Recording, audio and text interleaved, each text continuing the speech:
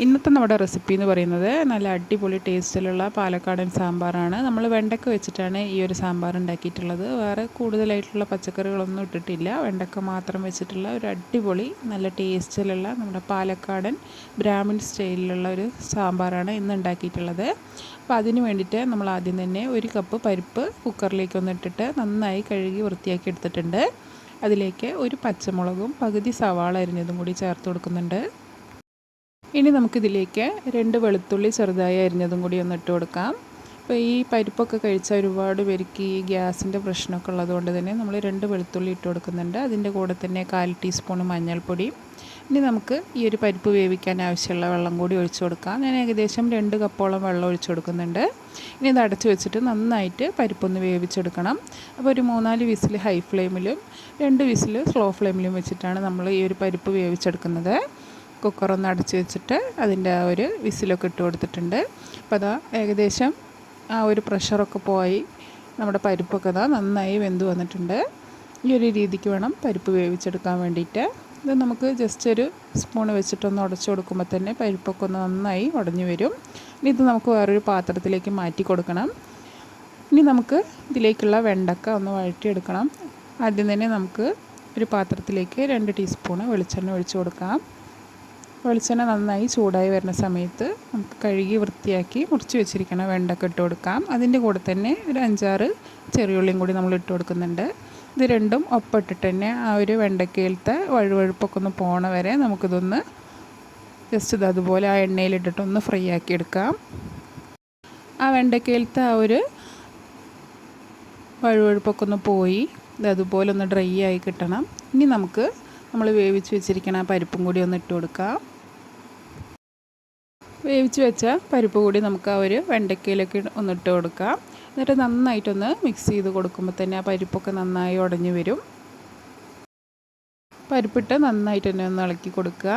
നിങ്ങൾ ഈ ഒരു സമയത്ത് ചാനൽ ആദ്യമായിട്ട് കാണുന്നവരാണെങ്കിൽ നമ്മുടെ ചാനലൊന്ന് സബ്സ്ക്രൈബ് ചെയ്യാനും അതുപോലെ തന്നെ വീഡിയോസൊക്കെ ഇഷ്ടപ്പെടുകയാണെങ്കിൽ മറക്കാണ്ട് താഴെ കാണുന്ന ലൈക്ക് ബട്ടണും കൂടി ഒന്ന് പ്രസ് ചെയ്ത് സപ്പോർട്ട് ചെയ്യണേ. പരിപ്പ് കൂടി ഇട്ടിട്ട് നമുക്കിതിലേക്ക് ആവശ്യത്തിനുള്ള വെള്ളം കൂടി ഒഴിച്ചു കൊടുക്കാം.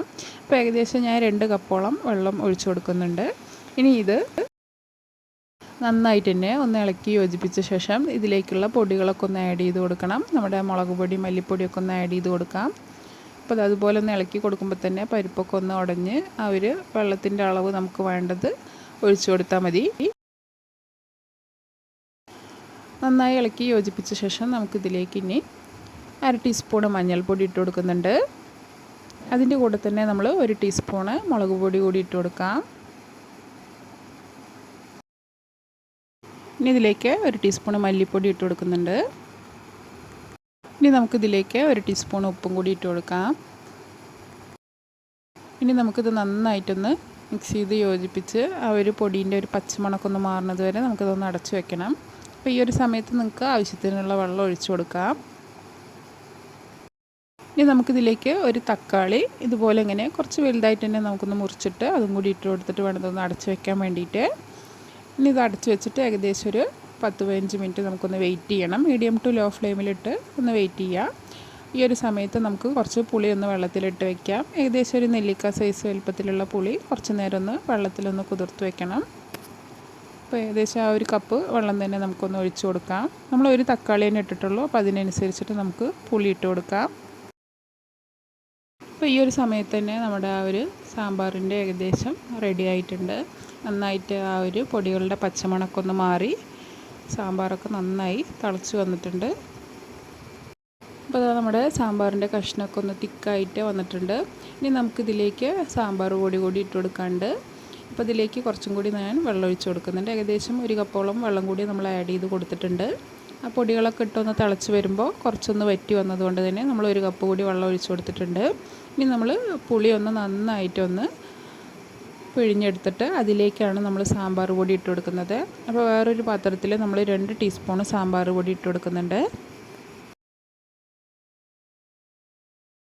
അതിലേക്ക് നമുക്ക് ഏകദേശം 1 ടീസ്പൂണോളം കായപ്പൊടി ഇട്ടിട്ട് ആ പുളി പിഴിഞ്ഞതും കൂടി ഇട്ടിട്ട് ആ ഒരു വെള്ളം നമുക്ക് ഈ ഒരു സാമ്പാർ പൊടിയിൽ ഒഴിച്ചു കൊടുത്തിട്ട് നന്നായിട്ടൊന്ന് മിക്സ് ചെയ്ത് കൊടുക്കാം. ആ സാമ്പാർ പൊടിയും കായപ്പൊടിയും കൂടി ആ ഒരു പുളി വെള്ളത്തിലിട്ട് നന്നായിട്ട് യോജിപ്പിച്ച ശേഷം നമ്മൾ തിളപ്പിച്ച് വെച്ചിരിക്കണ ആ ഒരു പരിപ്പ് മിക്സിലേക്കൊന്ന് ഒഴിച്ചു കൊടുത്താൽ നമ്മുടെ സാമ്പാർ റെഡിയാവും. അപ്പോൾ നന്നായിട്ട് കട്ട കട്ടാത്ത രീതിയിൽ ഒന്ന് യോജിപ്പിച്ചെടുത്ത ശേഷമാണ് നമുക്ക് ആ ഒരു പരിപ്പ് മിക്സിൽ ഒഴിച്ചു കൊടുക്കാൻ വേണ്ടിയിട്ട്. ഇനി ഇതൊന്ന് നമ്മുടെ ആ ഒരു മിക്സിലേക്കൊന്ന് ഒഴിച്ചു കൊടുത്തിട്ട് നന്നായിട്ടൊന്ന് തിളപ്പിച്ചെടുത്താൽ നമ്മുടെ സാമ്പാർ റെഡിയാവും. നല്ല അടിപൊളി ടേസ്റ്റാണ്. പാലക്കാട് സ്റ്റൈലിലുള്ള ഒരു ഈസി സാമ്പാറും കൂടിയാണിത്. വെണ്ടക്ക മാത്രം വെച്ചിട്ടാണ് നമ്മൾ ഈ ഒരു സാമ്പാർ ഉണ്ടാക്കിയിട്ടുള്ളത്. സാമ്പാർ പൊടി കൂടി ഇട്ട് കൊടുത്ത ശേഷം നമുക്കിതിലേക്ക് 1/2 ടീസ്പൂണും കൂടി ഉപ്പിട്ട് കൊടുക്കാം. ഉപ്പ് നോക്കിയിട്ട് നമുക്ക് ആവശ്യത്തിനുള്ളത് ഇട്ട് കൊടുത്താൽ മതി. ഇനി നന്നായിട്ട് ഇതൊന്ന് ഇളക്കി യോജിപ്പിച്ചിട്ട് അടച്ച് വെച്ചിട്ട് ആ ഒരു പൊടി നന്നായി തിളച്ച് വരുന്ന വരെ നമുക്കിതൊന്ന് അടച്ച് വെച്ചിട്ട് തിളപ്പിച്ചെടുക്കണം. ആ ഒരു കായപ്പൊടിൻ്റെയും സാമ്പാർ പൊടിൻ്റെയും മണമൊക്കെ നല്ല അടിപൊളിയാണ്. നമുക്ക് അടച്ച് വെച്ചിട്ട് ഒന്ന് തിളച്ച് വന്നാൽ പിന്നെയും കുറച്ചും കൂടി ടേസ്റ്റ് കൂടും. അപ്പോൾ നമ്മൾ കുറച്ചും കൂടി കായപ്പൊടിൻ്റെ കുറവുണ്ടായിരുന്നു. അപ്പോൾ ഒരു 1/4 ടീസ്പൂണും കൂടി കായപ്പൊടി ഇട്ട് കൊടുത്തിട്ടുണ്ട്. അപ്പോൾ നമ്മൾ എടുക്കണ കായപ്പൊടിൻ്റെ ഏത് ഫ്ലേവറാണോ അതിനനുസരിച്ചിട്ട് ഇട്ട് കൊടുത്താൽ മതി. ഏകദേശം 1 ടീസ്പൂണോളം മതിയാകും. ഇനി നമുക്കിതൊരു 5 മിനിറ്റ് ഒന്ന് തിളപ്പിച്ചെടുത്താൽ നമ്മുടെ സാമ്പാർ റെഡിയായി. ഇതിലേക്കുള്ള കടുകും കറിവേപ്പിലയൊക്കെ ഒന്ന് താളിച്ചെടുത്താൽ അവസാനമായിട്ട് നമുക്കത് മാത്രമേ ചെയ്യുള്ളൂ. അപ്പോൾ നല്ല തിക്കായിട്ടുള്ള സാമ്പാർ റെഡി ആയിട്ടുണ്ട്. ഇനി നമുക്കിതൊന്ന് ഫ്ലെയിം ഓഫാക്കിയിട്ട് ഒരു ഭാഗത്തേക്കൊന്ന് മാറ്റി വയ്ക്കാം. അപ്പോൾ അതൊന്ന് അടച്ച് വെച്ച് ഒരു ഭാഗത്ത് മാറ്റി വെച്ച ശേഷം നമുക്കിതിലേക്കുള്ള കടുകും കറിവേപ്പിലയൊക്കെ ഒന്ന് താളിച്ചെടുക്കണം. അതിന് വേണ്ടിയിട്ട് ചെറിയൊരു പാൻ വെച്ച് അതിലേക്ക് 2 ടീസ്പൂൺ വെളിച്ചെണ്ണ ഒഴിച്ച് കൊടുക്കുന്നുണ്ട്. വെളിച്ചെണ്ണ ഒന്ന് ചൂടായി വരുന്ന സമയത്ത് നമുക്കിതിലേക്ക് 1 ടീസ്പൂൺ കടുക് ഇട്ട് കൊടുക്കാം. കടുകൊന്ന് പൊട്ടി നന്നായിട്ടൊന്ന് പൊട്ടി വരുന്ന സമയത്ത് നമുക്കിതിലേക്ക് ജീരകം ഇട്ട് കൊടുക്കണം. കടുക് ആദ്യം നന്നായിട്ടൊന്ന് പൊട്ടി വരട്ടെ. കടുകൊക്കെ അതാ പൊട്ടി വരുന്നുണ്ട്. ഇതിലേക്ക് നമുക്ക് 1/2 ടീസ്പൂൺ ജീരകം കൂടി ഇട്ട് കൊടുക്കാം. ചെറിയ ജീരകമാണ് ഇട്ട് കൊടുക്കേണ്ടത്. ജീരകം കൂടി ചെറുതായിട്ടൊന്ന് കളറൊക്കെ ഒന്ന് മാറി വരുന്ന സമയത്ത് 2 വറ്റൽമുളക് പൊട്ടിച്ചതും കൂടി ഇട്ട് കൊടുക്കാം. ജസ്റ്റ് ആ ഒരു മുളകിൻ്റെ കളറും കൂടി ഒന്ന് മാറി വരുമ്പോൾ നമുക്കിതിലേക്ക് കറിവേപ്പിലയും മല്ലിയിലയും കൂടി ഇട്ട് കൊടുക്കണം. അപ്പോൾ അതിൻ്റെ കളറൊക്കെ ഒന്ന് മാറി വന്നിട്ടുണ്ട്. ഇനി നമുക്ക് കറിവേപ്പിലയും അതിൻ്റെ കൂടെ തന്നെ കുറച്ച് മല്ലിയിലയും കൂടി ഇട്ട് കൊടുക്കാം. മല്ലിയില കൂടി ഇട്ട് കൊടുത്തിട്ട് ജസ്റ്റ് ചെറുതായിട്ടൊന്ന് വാടി വരുന്ന സമയത്ത് നമ്മൾ ഉണ്ടാക്കി വെച്ചിരിക്കുന്ന സാമ്പാറിൻ്റെ മുകളിലായിട്ട് ഇതൊന്ന് ഒഴിച്ചു കൊടുക്കാം. അപ്പോൾ സാമ്പാർ പൊടി വെച്ചിട്ടുള്ള ഒരു ഈസി സാമ്പാറാണ് ഞാൻ കാണിച്ചത്. നല്ല അടിപൊളി ടേസ്റ്റാണ്. അപ്പോൾ നമ്മൾ കടുക് താളിച്ചിട്ട് അതിൻ്റെ മുകളിലായിട്ടൊന്ന് കൊട്ടി കൊടുക്കുകയാണ്.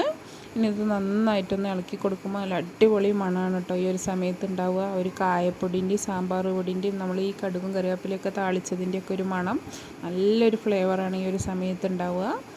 അപ്പോൾ നല്ല അടിപൊളി സാമ്പാറാണ്. എല്ലാവരും ഇതൊന്ന് ട്രൈ ചെയ്ത് നോക്കുക. അതുപോലെ തന്നെ നമ്മുടെ ചാനൽ ആദ്യമായിട്ട് കാണുന്നവരാണെങ്കിൽ ചാനലൊന്ന് സബ്സ്ക്രൈബ് ചെയ്യാനും സബ്സ്ക്രൈബ് ബട്ടൻ്റെ തൊട്ടടുത്തിരിക്കുന്ന ബെൽ ബട്ടണും കൂടി ഒന്ന് പ്രസ് ചെയ്തതിൽ ഞാനിടുന്ന വീഡിയോസ് നിങ്ങൾക്ക് കറക്റ്റ് നോട്ടിഫിക്കേഷനായിട്ട് വരും. അപ്പോൾ മറക്കാണ്ട് ലൈക്ക് ചെയ്യുക, ഷെയർ ചെയ്യുക, സബ്സ്ക്രൈബ് ചെയ്യുക. അതുപോലെ തന്നെ നിങ്ങളുടെ അഭിപ്രായങ്ങളൊക്കെ താഴെ കമൻറ്റ് ചെയ്യും കൂടി ചെയ്യുക. അപ്പോൾ പുതിയൊരു വീഡിയോ ആയിട്ട് കാണാം. താങ്ക്